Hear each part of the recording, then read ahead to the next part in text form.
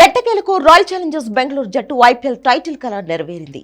ఫైనల్లో పంజాబ్ కింగ్స్ పై గెలిచి తొలిసారి ఛాంపియన్ గా నిలిచింది. ఓవరాల్ గా ఈ సీజన్ లో పలువురు యువ ఆటగాళ్లు అదరగొట్టారు. అంతర్జాతీయ క్రికెటర్లకు మించిన ఆట తీరుతో ఆకట్టుకున్నారు. విఘ్నేష్ పుతూర్, అశ్విని కుమార్, వైభవ్ సూర్యవంశీ లాంటి యంగ్ ప్లేయర్స్ స్పెషల్ అట్రాక్షన్ గా నిలిచారు.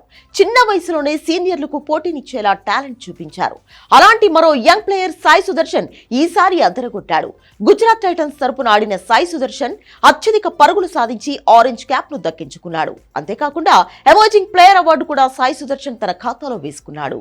ఈ ఏడాది సాయి సుదర్శన్ రెచ్చిపోయాడు. 6 అర్ధ సెంచరీలతో ఏకంగా 759 పరుగులు చేసి ఆరెంజ్ క్యాప్ హోల్డర్ గా నిలిచాడు. దీనితో fantasy king award, emerging player award, అత్యధిక 4లు బాదిన ప్లేయర్ గా మరో 3 అవార్డులు గెలుచుకున్నాడు. ఈ సీజన్ లో ఒక ప్లేయర్ కు ఇన్ని అవార్డ్స్ రావడం సాయి సుదర్శన్ కి సాధ్యమైంది. ఒక్కొక్క అవార్డుకు 10 లక్షల చొప్పున ఓవరాల్ గా 4 అవార్డ్స్ కు 40 లక్షలు అందుకున్నాడు. సాయి సుదర్శన్ ఐపీఎల్ లో చూపించిన అద్భుతమైన నిలకడకు భారత టెస్ట్ జట్టులో స్థానం సంపాదించుకున్నాడు. జూన్ 20 నుంచి ఇంగ్లాండ్ తో జరగబోయే టెస్ట్ సిరీస్ కు ఎంపిక చేసిన 18 మంది ప్రాబబుల్స్ లో స్థానం దక్కింది. రిపోర్ట్స్ ప్రకారం సుదర్శన్ కు టెస్ట్ సిరీస్ లో తుది జట్టులో స్థానం దక్కే అవకాశాలు కనిపిస్తున్నాయి. గతంలో ఇంగ్లాండ్ గడ్డపై సర్రే తరపున ఆడమే ఇందుకు కారణమని తెలుస్తోంది.